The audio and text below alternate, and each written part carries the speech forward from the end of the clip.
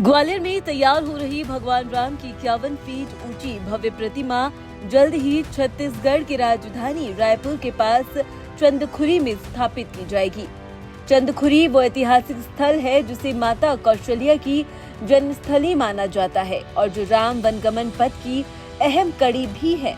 इस विशाल मूर्ति को ग्वालियर के जाने माने मूर्तिकार और नेशनल अवार्ड विजेता दीपक विश्वकर्मा ने अपनी 20 सदस्यीय टीम के साथ मिलकर तैयार किया है। मूर्ति को सादगी से परिपूर्ण वनवासी रूप में भगवान राम की छवि में ढाला गया है।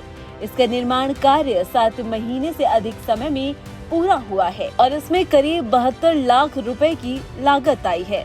मूर्ति को 3 हिस्सों में बनाया गया है और उम्मीद है कि अगले सप्ताह रायपुर के लिए रवाना कर दी जाएगी। देखिए इस पर हमारे संवाददाता मनोज चौबे की एक खास रिपोर्ट, जहां उन्होंने ग्वालियर के जाने माने मूर्तिकार और नेशनल अवार्ड विजेता दीपक विश्वकर्मा से इस 51 फीट ऊंची श्री राम की भव्य प्रतिमा बनाने को लेकर खास बातचीत की है। देश की सबसे बड़ी मूर्ति 51 फीट ऊंची श्री राम की बनकर तैयार हो रही है और ये तैयार हो रही है ग्वालियर में और ये मूर्ति की स्थापना होगी रायपुर में। ये जो श्री राम की मूर्ति है ये वनवासी स्वरूप में बनकर तैयार हो रही है। जब उन्होंने वनवास काटा था उस समय वो एक साधु के रूप में रहे थे। उस स्वरूप के आधार पर इस मूर्ति की तैयारी की जा रही है। इसमें कितने कारीगर लगे, कितना समय लगा, कितनी लागत लगी, किस तरह का पत्थर का इसमें उपयोग हुआ है जानते हैं।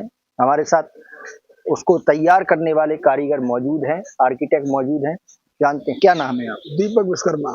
दीपक जी, किस तरह की ये मूर्ति बनकर तैयार हो रही है? कहाँ का इसमें पत्थर का उपयोग किया जा रहा है? ग्वालियर मिल्ट पत्थर है जो सनीचरा बेल्ट में पाया जाता है। ये पूरा एक थर है जो आप देखें तानसेन मकबरा, ग्वालियर किला जिसमें बना हुआ है, सारी जाली सब ये इसी ग्वालियर मिंट में ही बनाई गई है। ये बहुत सॉलिड और बहुत मजबूत पत्थर होता है कि हजारों साल इसकी उम्र है, आप मान लो।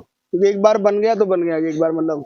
इसलिए इस पत्थर को हमने इतनी बड़ी मूर्ति का निर्माण कर रहे थे तो इसी को पसंद किया। और जो सुंदरता इस काम में है, इसके कलर में और इसकी जो सुंदरता है बनावट में, वो इस पत्थर में बहुत जबरदस्त होती है। तो इसलिए इस पत्थर में हमने काम किया है। इसमें कारीगरों की बात करें तो कितने लगे, कितना समय लगा, कितनी लागत इसमें लगी? 20 से 25 कारीगर लगे, 6 से 7 महीने का समय लगा है। इसमें करीबन 72-73 लाख रुपए इसकी लागत आई है। इसमें जो स्वरूप की बात करें, खास विशेषता क्या दी है? खास विशेषता इसमें ये दी गई है कि ये वनवासी रूप में मूर्ति बनी है।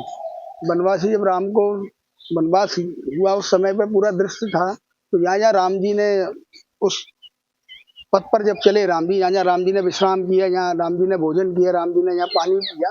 तो सरकार जो रायपुर सरकार है छत्तीसगढ़, तो वो पॉइंटों को निखार रही टूरिज्म के हिसाब से, ताकि लोग जाने राम जी के बारे में। तो एक एक पॉइंट पे बड़ी बड़ी मूर्तियां वो लगा रहे हैं।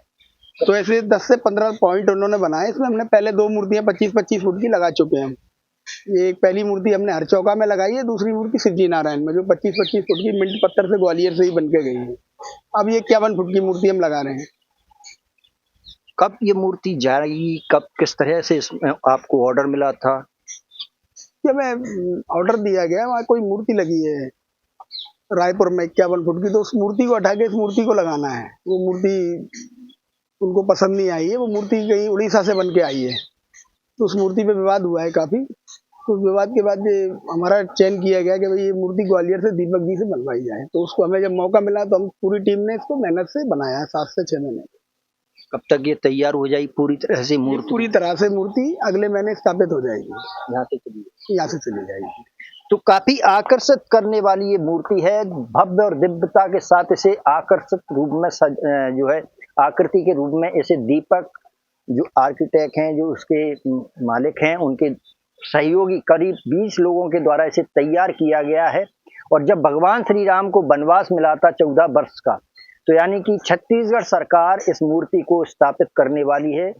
और इसके दिव्य रूप को देखकर ही लगता है कि वास्तव में किस तरह का स्वरूप भगवान श्री राम का रहा होगा। मनोज चौबे, भारत एक्सप्रेस, ग्वालियर।